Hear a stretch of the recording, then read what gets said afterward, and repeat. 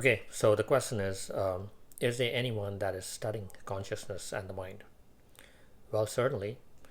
Um, at the University of Virginia, there's a department called the Department of Perceptual Studies, or DOPS, DOPS, Department of Perceptual Studies. Um, Here's a quick little video for you to have a look. The Division of Perceptual Studies in the School of Medicine at the University of Virginia. We are a group of psychiatrists, psychologists, and neurobehavioral scientists who explore phenomena of consciousness. For more than 50 years, we bring a rigorous scientific methodology to bear on the study of near-death experiences, altered states of consciousness, very young children who remember their past lives, and related phenomena that bear on the question of the relationship between the mind and the physical brain. Between the near-death experiences and the past life memory reports, we have thousands of cases coded in databases. This large collection of data allows us to look for trends and patterns within each type of phenomenon.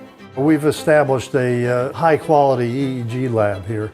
We're interested in states of consciousness that have by and large been ignored by contemporary psychology and neuroscience. I've seen the impact of people discovering a different way of thinking about their consciousness, and it is transformational. Building on the past 50 years of research into these phenomena, we're now asking new questions and diving deeper into the data. We ask big questions. Is it possible that consciousness continues on after we die? Are there ways to alter consciousness that will improve your quality of life? And if so, what does that mean for us as human beings? Are certain personality types more likely to report these unusual experiences? If we ignore these phenomena, then we risk having an incomplete understanding not just of ourselves, but of the ultimate nature of consciousness. And these are the questions that we're willing to tackle. We're really just getting started.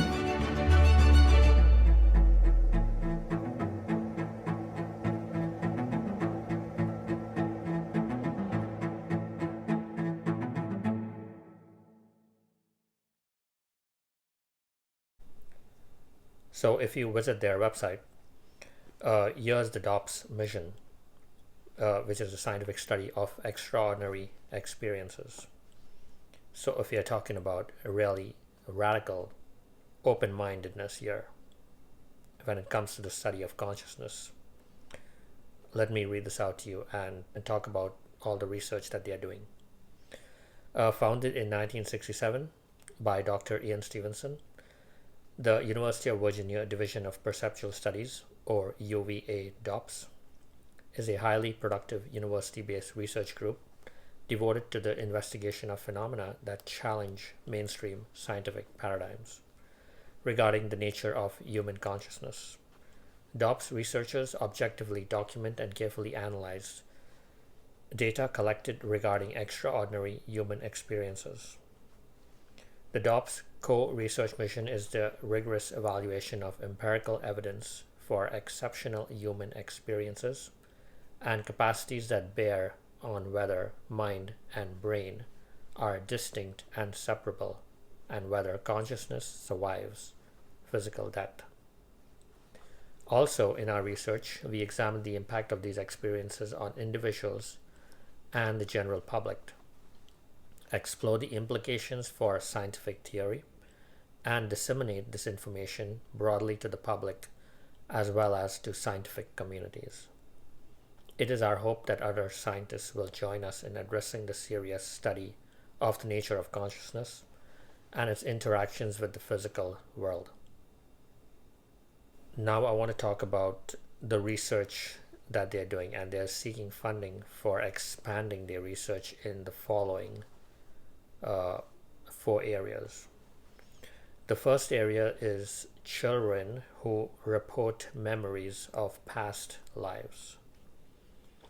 And under this umbrella, there are 3 areas of study that they are focusing on.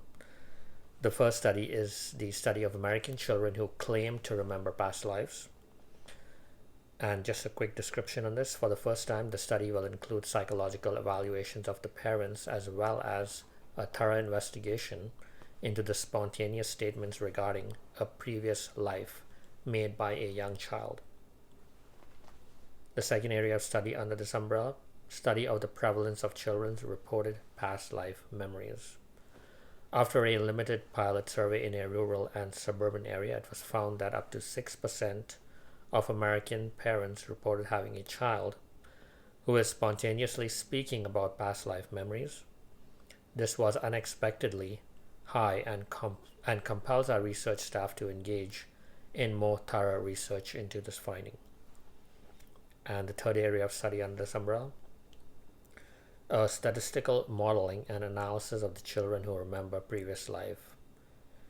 We propose to do more and varied statistical analysis of the over 2,200 cases that have been coded and entered into the SPSS database to discern patterns and trends regarding small children who remember past lives. The next area of research is near-death experiences. And here is what the research is focused on. Detailed case studies of near-death experiences occurring under extreme conditions. Near-death experiences statistical modeling and analysis. Near-death experience after effect study. And study of cognitive changes associated with near-death experiences. And each of those 4 studies have descriptions that you can read on their website as well. The other area of study they are focused on is neuroimaging study of psi, PSI. If you're familiar with the term psi, as used here, denotes various kinds of anomalous interactions not presently explainable in conventional scientific terms between human individuals and their environments. So under neuroimaging studies of psi, there are 3 areas of study: neuroimaging studies of psi processes and psi conductive altered states of consciousness, sensory and motor automatism studies, and the third one, surveys and case studies of spontaneous psi experiences.